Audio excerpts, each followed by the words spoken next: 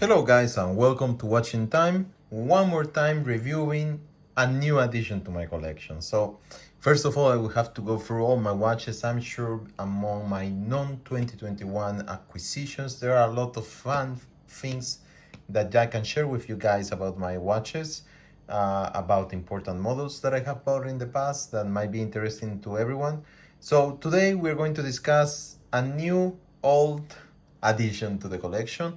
So probably for some of you that have already followed my channel for a little bit of time, you know that I presented a video a couple of months ago, probably a couple of months ago, about the retirement from the catalog of Tudor of the North Flag.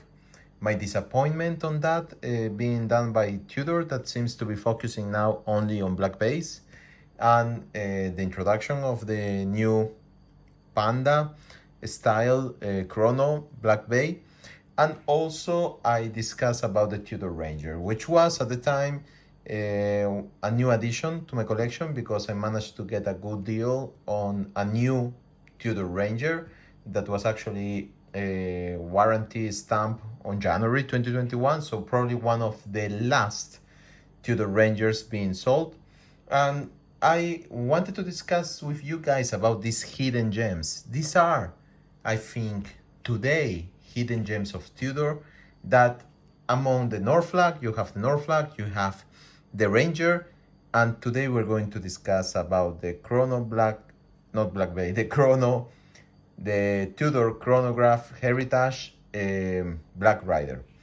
So we will see a little bit of why I think it's a hidden gem, what's going on with Tudor and these watches that were there before the hype that came after 2015-16 with the launch of the new in-house movement, but also with the relaunch strategy that they apply on the Black Bay and the Black Bay 58 that came immediately after.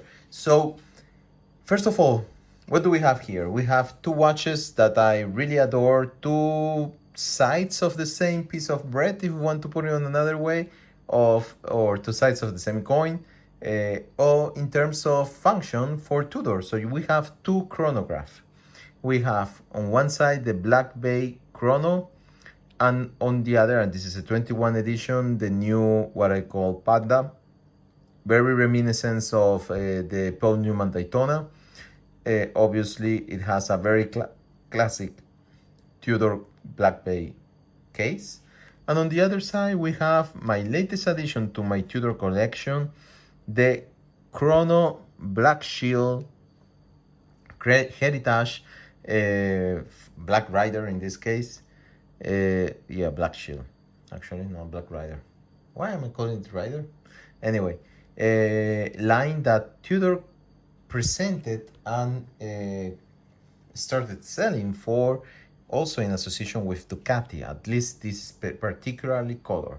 So what are we talking about here? We are talking about a very, very nice Tudor chronograph that actually have not received much attention.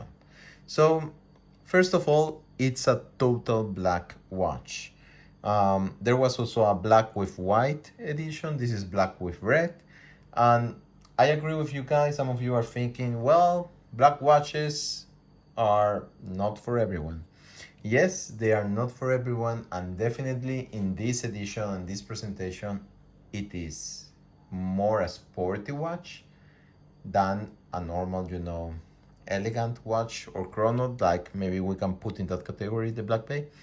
But at the time, this chrono from Tudor also had editions with a stainless steel case that were stainless steel color, obviously, and also had editions, and they were already playing with colors, because the stainless steel was stainless steel with green, you had yellow, and then they conducted this new Black Shield edition, in which the case, some of you might think it's DLC, but if you see the details a little bit closer, you realize that that type of finishing is not DLC.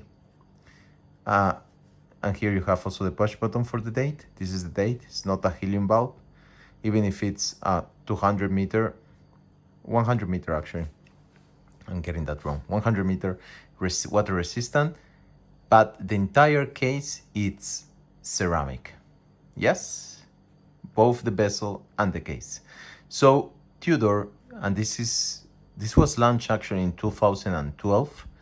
So Tudor actually launched one of the first total ceramic chronos that I can think of.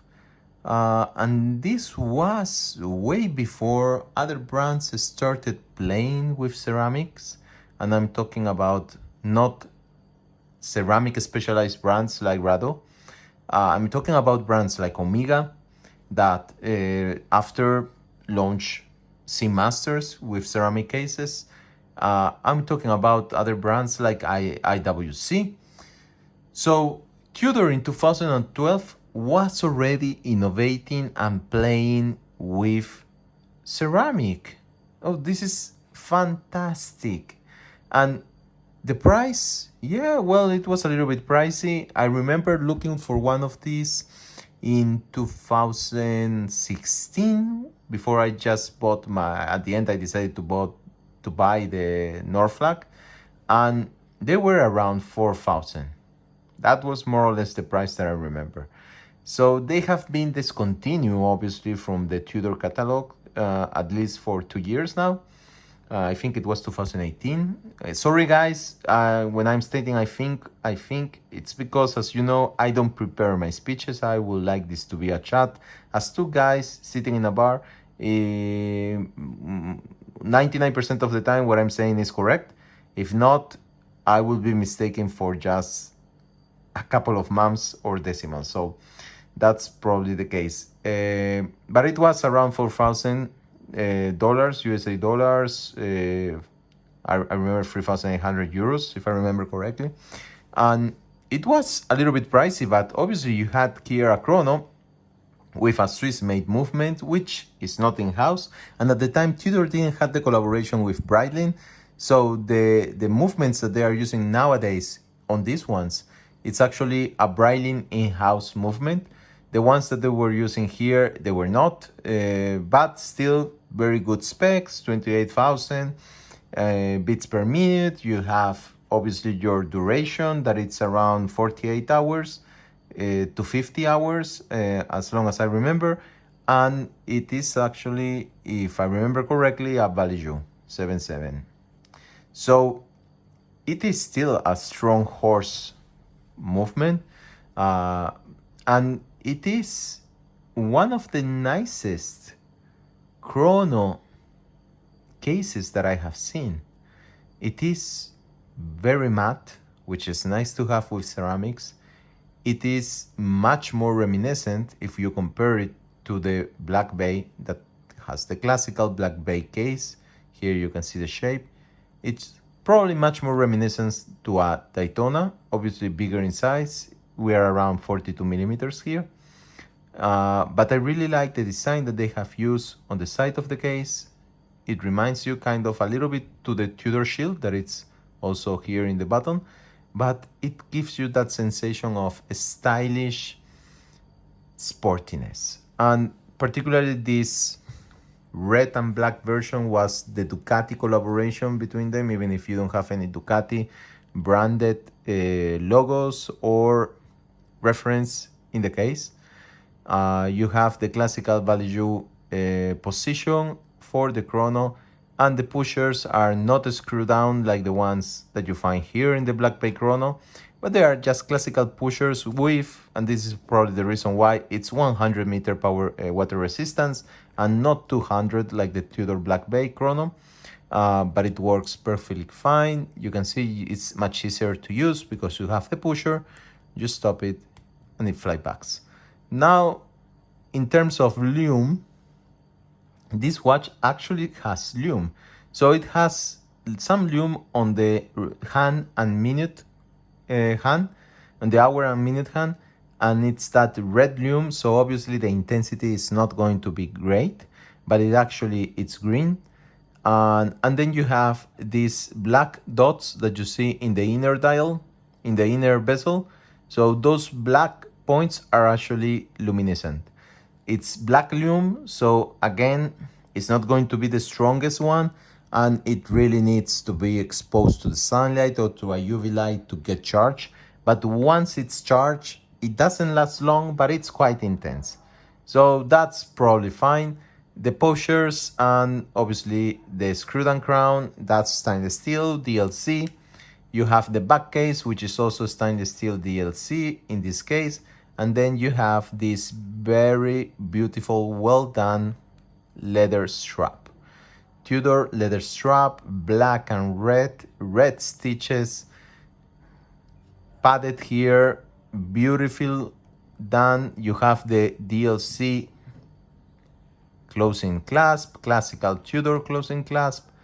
And guys, I really love it. I managed to get my hands on it a couple of weeks ago, second hand, but as you can see from the pictures, the case is pristine as it's ceramic, so it has no scratches at all, and this is really an advantage. Everything is perfect. The strap that came with it was in actually an almost perfect state. You wouldn't tell it has been used if not for a little bit of creases here. You see that they were a little bit more marked in the strap. So I managed to get for 100 euros a new strap from Tudor, and it's a perfectly new watch. It's like it has never been used, actually. So I'm really happy with this acquisition, and I got it really a very good price. So I'm happy that I managed to get my hands on what I believe it's a hidden gem of Tudor. These watches, the Norflak, the Ranger, which is the Ranger, actually, guys, if you see my video, it looks a little bit like an Explorer, but it actually reminds you much more of a pilot watch than an Explorer. And that's really particular. I think it has a unique design that is different totally from Rolex, and it gives you a total different sensation on your wrist. The same is happening here, guys. This is a chronograph case that reminds you of a Daytona but has nothing to do with a Daytona, and actually looks less than a Daytona than the Tudor Black Bay chronograph. This is a beautiful watch. I love it, by the way. And it's ceramic. They were innovating already in 2012. This is fantastic. This is Tudor showing an innovation that they are trying to repropose today with the new Black Bay ceramic that they have just released, all black. But at the time, nobody pay attention. Nobody talk about it. We should be doing it now. Maybe you are still lucky if you find a good second hand, like I did in the secondary market of these watches. I really advise you guys to get your hold on it. I think in time it will be remembered as one of those hidden gems of Tudor, and it would be really interesting to be the owner of one of these watches. Plus, you have the ceramic case that will not damage itself as easily as on stainless steel, and you will have a pristine all black watch, you know, for years to come. And it's probably going to cost you half of the new Tudor Black Bay ceramic, or 1/3 of an Omega ceramic Seamaster, which is fantastic. So anyway, guys, I just wanted to share with you my enthusiasm on this new acquisition for my collection. I hope you enjoy it, and I just want to have you see a small wrist shot on this, just for you to have an idea on how it wears and how it looks on your wrist. Really nice. Obviously the clasp and the strap closest to the inside, and I think this is a really nice touch, because to the persons that are looking at your arm from outside, they are going to see the nice smooth part of it and not the part with the tongue that is usually uglier, and it's going to be on the inside. And it's also really nice for you to have a look at the red that it has on the inside. So anyway, guys, hope that you like this video, and we will see you in the next one. So until then, bye bye.